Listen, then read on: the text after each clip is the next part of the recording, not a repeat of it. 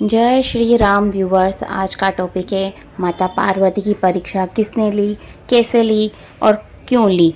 तो आइए कथा शुरुआत करते हैं।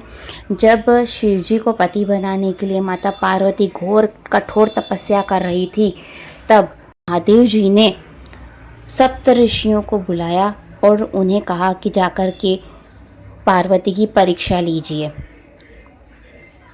तब ऋषियों ने वहां जाकर के पार्वती को कैसे बैठे हुए देखा, मानो मूर्तिमान तपस्या ही हो।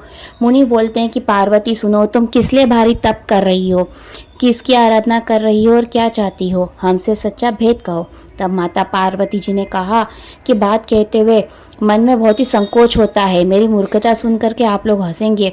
मन ने हट पकड़ लिया है, किसी का उपदेश नहीं सुनता, वह जल पर दीवार उठाना चाहता है। नारद जी ने जो कुछ कहा उसे सत्य जान करके मैं बिना ही पांख के उड़ना चाहती हूँ।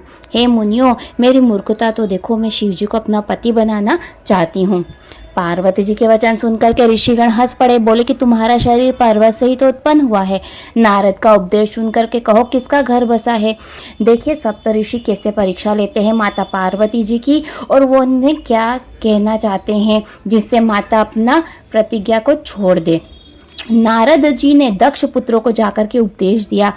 उन्होंने फिर घर नहीं देखा, चित्रकूट का घर उन्होंने बिगाड़ा और हिरण्यकश्यप का ही ऐसा ही हाल हुआ।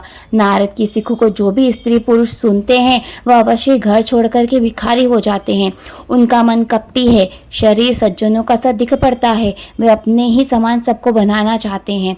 उनके वचनों पर विश्वास करके तुम ऐसा पति चाहती हो जो स्वभाव से उदासीन है, गुणहीन है, निर्लज बुरे वेश वाला है, मुंडमालाधारी है, कुलहीन है, घरहीन है, नंगा है, सांपों को धारण करने वाला है। कहो ऐसा वर पाने से तुम्हें कौन सा सुख होगा। उस ठग के बहकावे में आकर के तुम भूली पड़ी हो। पंचों के कहने से शिवजी ने सती को ब्याहा था और उसे त्याग कर मरवा डाला। शिवजी ने माता सती को त्यागा था, इस कारण से उन्होंने भस्म अपने शरीर को भस्म कर दिया था। अगर आपको यह कथा पता नहीं है तो मेरे पिछले वीडियो में जाकर के आप देखिएगा कि महादेव ने पार्वती को क्यों त्यागा था। चलिए आगे की कथा बताते हैं। अब शिवजी सुख से सोते हैं, उन्हें कुछ सोच नहीं है, भीख मांग करके खाते हैं। ऐसे एकाकी स्वभाव वाले घर में कहीं स्त्री टिकती है। अब भी हमारा कहना मानो, हमने तुम्हारे लिए बहुत अच्छा वर विचारा है और बहुत ही सुंदर है, पवित्र है, सुखदायक है, सुशील है। उसकी लीला और यश वेद भी गाते हैं।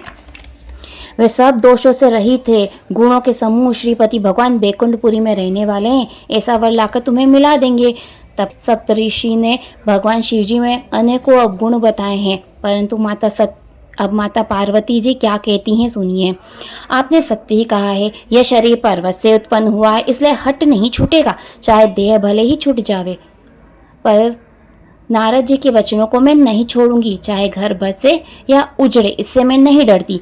गुरु के वचनों पर जिसका विश्वास नहीं, उसको सपने में भी सुख की सिद्धि सुगम नहीं है।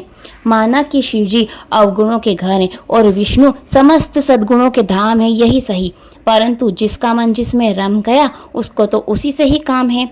हे मुनीश्वरों, जो पहले आप मुझसे मिलते तो आप सिर पर धारण करके आपकी सिख को सुनती। अब तो मैं अपना जन्म शिवजी के लिए हार चुकी हूँ, फिर गुण दोषों का विचार कौन करे।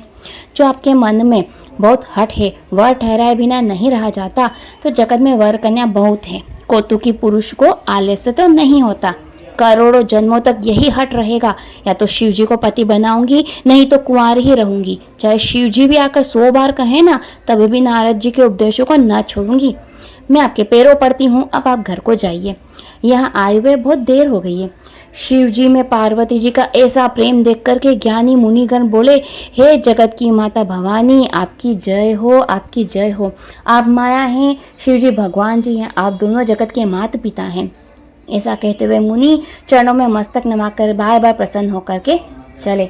इस प्रकार से सप्तर्षियों ने माता पार्वती जी की प्रेम की परीक्षा ली, और जब उन्होंने शिव जी में उनका प्रेम देखा तब उन्होंने उन्हें प्रणाम करके और शिव जी के पास चल दिए।